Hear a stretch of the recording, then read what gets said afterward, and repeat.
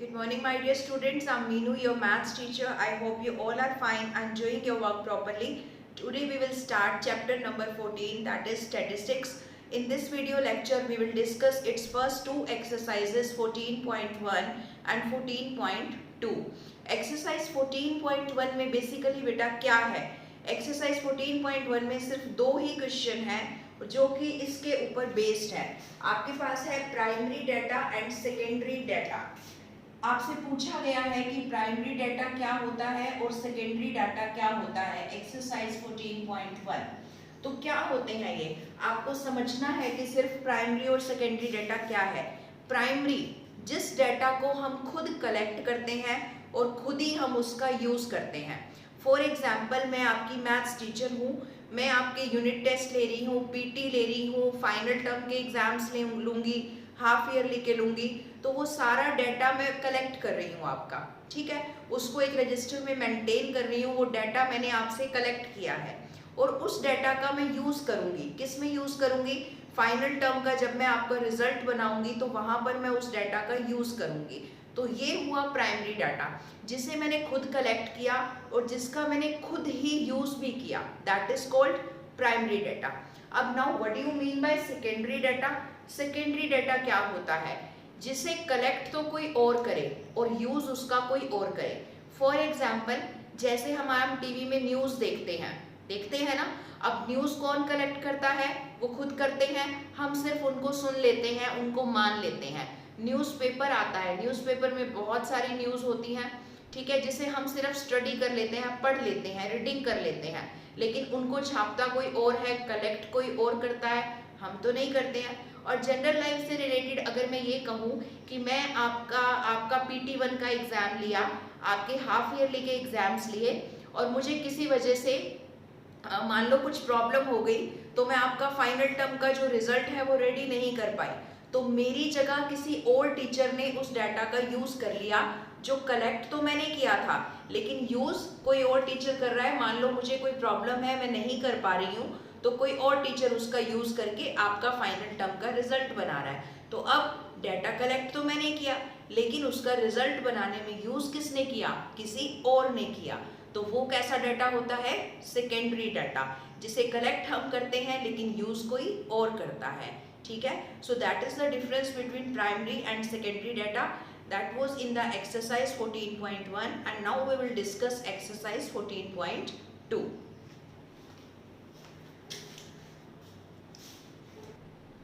Now this is exercise 14.2 question number 6. बेटा इस exercise में आपको कुछ नहीं करना है, सिर्फ और सिर्फ फ्रीक्वेंसी डिस्ट्रीब्यूशन टेबल बनानी है जो कि आप क्लास 8th में 7th में सीख चुके हो। जैसे यहाँ पर इस क्वेश्चन में आपको क्या दिया हुआ है? 3 coins were tossed 30 times। हमारे पास 3 सिक्के थे, उनको हमने 30 टाइम टॉस किया। जैसे मेरे हाथ में 3 coins हो, मैं एक बार उनको थ्रो करूं और उसके जो आउटकम्स हैं उसको लिख लूं, फिर दूसरी बार, तीसरी बार, चौथी बार, इस तरह से 30 टाइम टॉस किया। हर बार जितनी बार हेड आया उसका हमने डाटा जो है लिख लिया, ठीक है। तो जैसे फर्स्ट टाइम, जैसे मेरे हाथ में 3 coins हैं, मैंने तीनों को थ्रो किया और मान लो एक बार भी हेड नहीं आया तो कितना आ जाएगा? 0। अब मेरे पास 3 coins हैं, मैंने उनको फेंका, थ्रो किया, तो किसी एक सिक्के पर एक बार हेड आया तो यहाँ पर मैं क्या लिख दूंगी? 1। अगर 3 में से किन्हीं 2 पर हेड आया तो मैं क्या लिख दूंगी? 2।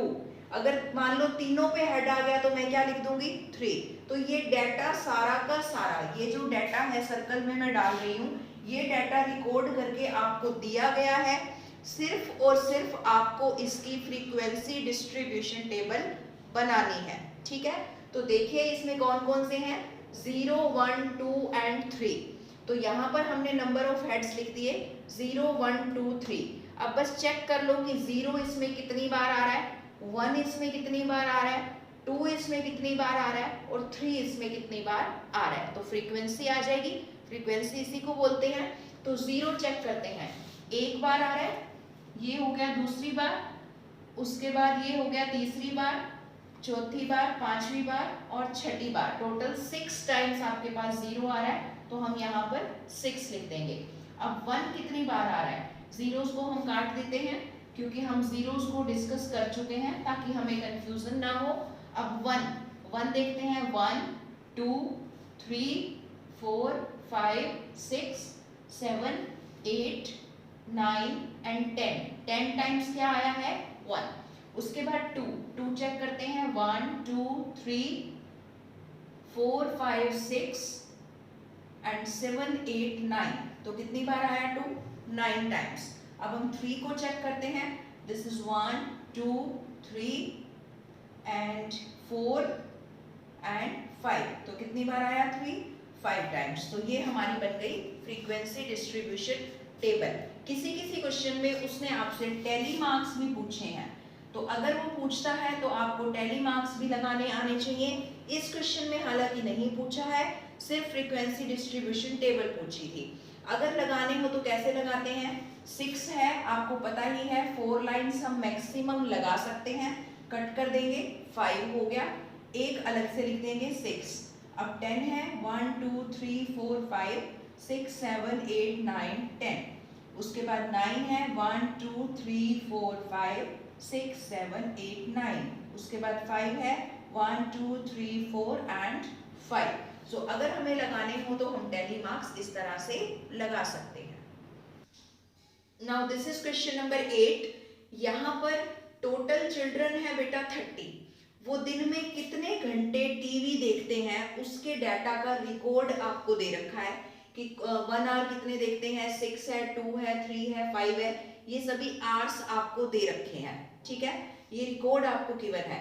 उसने कहा है कि इस डाटा का फ्रीक्वेंसी डिस्ट्रीब्यूशन टेबल बनाओ, लेकिन आपको ग्रुप्स बनाने हैं और ग्रुप्स में विड्थ लेनी है 5 विड्थ के आपको ग्रुप्स बनाने हैं।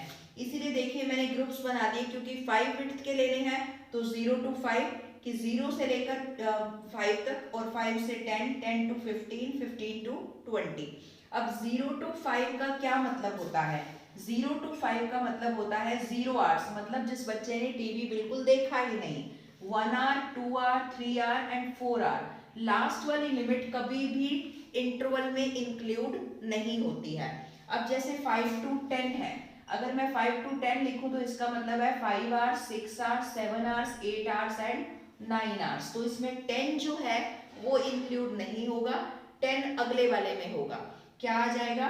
10 to 15 का मतलब क्या होगा? 10, 11, 12, 13 एंड 14। और इसी तरह 15 to 20 का मतलब क्या होगा? 15, 16, 17, 18 एंड 19। तो इंटरवल्स का मतलब ये होता है जो लास्ट वाली लिमिट होती है वो डाटा में इंक्लूड नहीं होती है।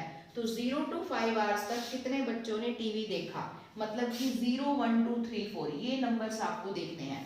तो ये 1 हो गया, 2 हो गया, 3 हो गया, ये आपके पास 4 हो गया, ये आपका 3 हो गया, 4 हो गया, और ये 2 हो गया, ये 1 हो गया, 3 हो गया, 2 हो गया, और बस। तो अब हम इनको काउंट कर लेते हैं, 1 2 3 4 5 6 7 8 9 एंड 10। तो मैंने यहाँ पर कितना लिखा है?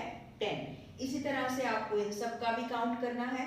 5 to 10 में आप 5 से लेकर 9 तक काउंट करके यहाँ लिख दीजिएगा, ये 13 आ जाएगा। इसको करेंगे ये 5 आ जाएगा। 15 to 20 का डाटा अगर चेक करेंगे तो ये 2 आ जाएगा। तो इनको अगर आप चाहें तो वेरीफाई भी कर सकते हैं, टोटल करके देख लीजिए, ये 30 बनेगा, क्योंकि टोटल बच्चे कितने थे?